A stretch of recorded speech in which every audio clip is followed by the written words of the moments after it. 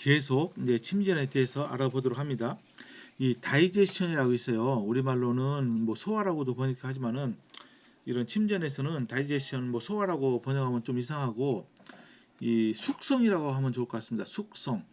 그러니까 이제 침전이 이제 이루어졌습니다. 침전이 이루어진 후에 그 침전물을 뭐 따뜻한 뭐 뜨거운 뭐 이렇게 용액 중에 이렇게 놓으면은 어떻게 됩니까? 그러면은 이게 이제 이 서서히 이게 리크리스탈라이제이션이 됩니다. 재결정이 돼요.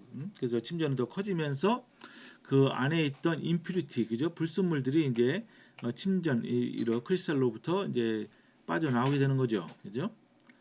이런 과정을 이제 다이제스션 이렇게 얘기를 합니다. 그죠? 그러니까 불순물을 제거하는 하나의 과정이라고 볼 수 있고 또 침전의 사이즈를 입자 사이즈를 점점 키우는 과정이다. 이제 그렇게 볼 수가 있습니다.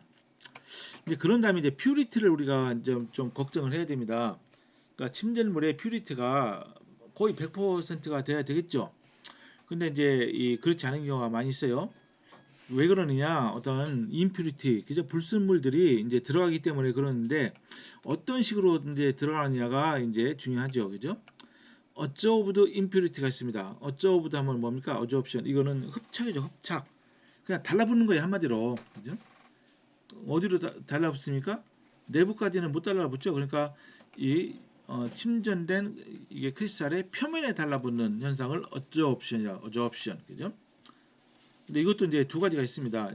피지소션이라고 해서 이제 물리적 흡착입니다. 이것은 달라붙는데 그 힘이 이 물리적인 힘이에요. 근데 화학적 결합이 아니고 그러니까 정전기적 인력이라든지 뭐 반데바스 인력이라든지 또 뭐죠? 파이파이 뭐 인터랙션이라든지 아니면 저 다이폴 뭐 뭡니까? 또 이제 어 또 이제 뭐 인듀스 다이폴 뭐 그런 인터랙션인지 뭐 많아요. 여러분들 아마 2학기 때 요 분자 간에 작용하는 힘에 대해서 배울 겁니다. 이제 그렇게 해서 달라붙는 경우를 우리가 피지섭션 그것은 인력이 상당히 약합니다. 그러니까 잘 떨어져요. 그러니까 이 반면에 케미소션이라고 있어요. 이것은 뭐냐? 달라붙는데 달라붙어서 화학 결합이 일어나는 겁니다. 화학 결합이 일어나면은 이게 결합이 굉장히 단단하기 때문에 여한에서는 이거를 끊을 수가 없습니다. 그죠? 예를 하나 들어볼까요? 여러분 황 있죠? 황화합물이 있는 데다가 그죠? 이제 금을 집어넣으면요. 금하고 황은 아주 그냥 자발적으로 화학 결합이 일어납니다. 그러니까 그 결합을 끊기가 무진장 힘듭니다. 그런 거예요. 근데 어쨌든 이 침전물이 그죠? 크리스탈이 여기 이제 불순물이 이제 들어가 있는데 그 종류 중에 하나는 흡착이다. 그죠? 근데 일반적으로 흡착은 표면에 이제서 이제 흡착이 일어나기 때문에 이것을 우리가 잘 씻거나 그러면 웬만큼은 다 제거할 수가 있습니다. 그 반면에 absorbed impurity가 있어요. absorbed 이거는 우리말로 하면 흡수죠. 흡수. 흡수는 어디에 합니까? 표면에 이제 달라붙는 걸로 흡수라고 안 하죠. 그건 흡착이라고 하고 그 내부로 불순물이 기어 들어가는 것을 우리가 흡수다 이렇게 얘기하고 있습니다. 흡수도 두 가지 경우가 있어요. 인클루전이라는 게 있고요. 오클루전이라고 있습니다. 그죠? 인클루전은 뭐냐? 그냥 여러분 침전이 일어날 때 그 근방에 얼쩡거리고 있다가 그냥 같이 딸려 들어가는 겁니다. 여러분 상상이 되죠, 그죠? 말하자면 이제 막 사람이 막 움직일 때 나는 그쪽으로 가고 싶지 않은데 막 묻어가지고 막 그냥 어쩔 수 없이 딸려가는 뭐 그런 거나 마찬가지예요. 그래서 이제 인클루전은 그 크리스탈 내부에서 어떤 일정한 어떤 위치를 차지하고 있잖아요. 그냥 랜덤하게 다 분포하는 겁니다. 그죠? 랜덤하게 분포하는 거예요. 반면에 오클루전은 뭐냐? 그 불순물이 크리스탈 내부에서 어떤 한 지역을 차지하고 있는 겁니다. 그죠? 이제 그래서 이런 현상이 또 있다 이겁니다. 그래서 이것을 합해서 코프레시피테이트 그러니까 공침 이렇게 얘기합니다. 공침. 그래서 이제 우리가 공침을 사실은 막아야 되는 거죠. 공침이 일어나면은 그걸 제거하기는 이제 쉽지가 않습니다. 이제 그때 어떻게 합니까? 다시 이것을 녹인 다음에 다시 이제 주의해서 침전을 시키거나 하면은 그죠? 우리가 이제 또 순도를 높일 수가 있는 거죠. 그 뭐 리프레시피테이션 뭐 이렇게 얘기도 합니다. 어쨌든 이런 게 현상이 있다는 거 여러분 알아두시면 좋고요. 이제 그런 다음에 이 게더링 또는 게더링 에이전트라고 있어요. 예? 이것은 뭐냐?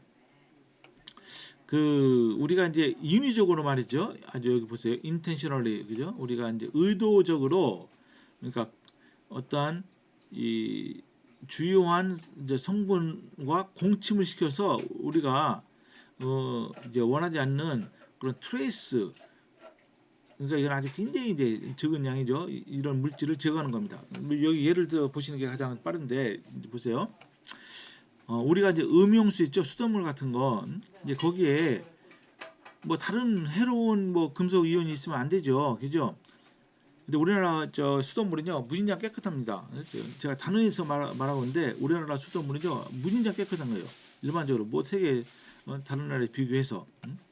근데 이제 방글라시 같은 경우에는 이제 상수도 시설이 그렇게 좋지 않아 가지고서 이 수돗물에 이 아세닉이라는 아주 독극물 이 원소가 이게 있을 수가 있다.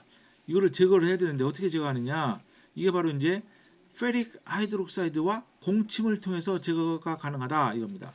그래서 잘 보세요. 어떻게 이제 이거를 이루냐면은 철 2가 이온을 이제 녹여요. 물에다 넣습니다. 그러면 철 2가가 이 공기에 의해서 서서히 산화가 됩니다. 그죠? 그럼 어떻게 되죠?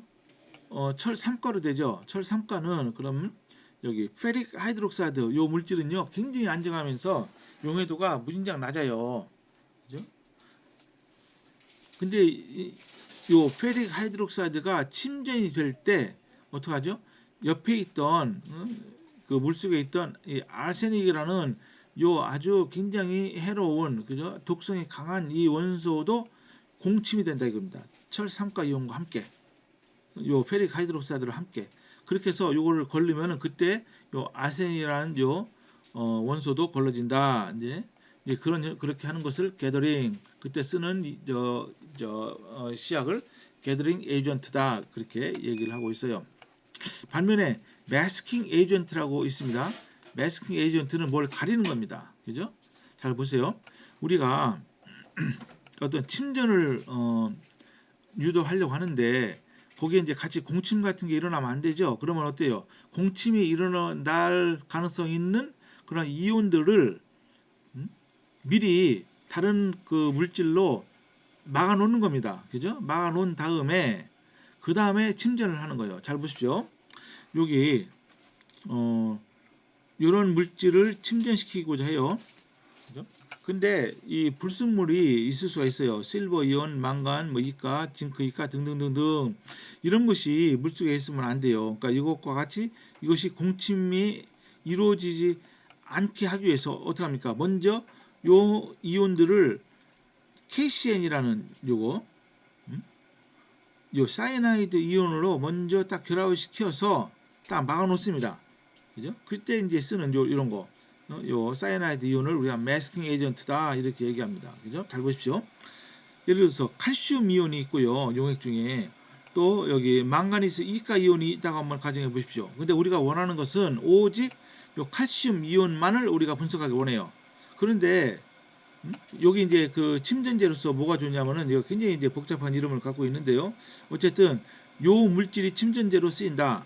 근데 요 물질을 첨가하면은 칼슘 이온도 침전이 되지만은 망간 이가 이온도 같이 침전이 된다. 그럼 어떻게 되겠어요? 분석이 안 되겠죠. 그죠?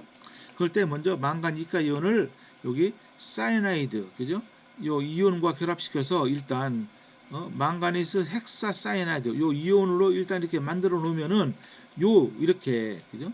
이렇게 이제 배결합을 한 물질은 요 침전제와 반응을 하지 않는다. 그죠? 일단 이렇게 만들어 놓은 다음에 여기다가 그죠? 반면에 이제 요 칼슘하고 사이나이드는 이렇게 되지 않아요. 그죠? 그러니까 이런 상태로 된 다음에 그 용액에 이렇게 침전제 요거를 집어넣으면은 오직 칼슘 이온만 침전이 된다 이겁니다. 요 망간 이온은 요 컴플렉스를 이뤄서 이것은 용액 중에 그냥 녹은 상태로 존재한다. 그죠? 그때 쓰는 물질을 마스킹 에이전트다. 이 경우에는 뭐죠? 요 맞죠? 요 사이나이드 에이전트가 되는 이온이 되는 겁니다. 자, 그 다음에 이제 포스트 프레시피테이션 이거 뭡니까?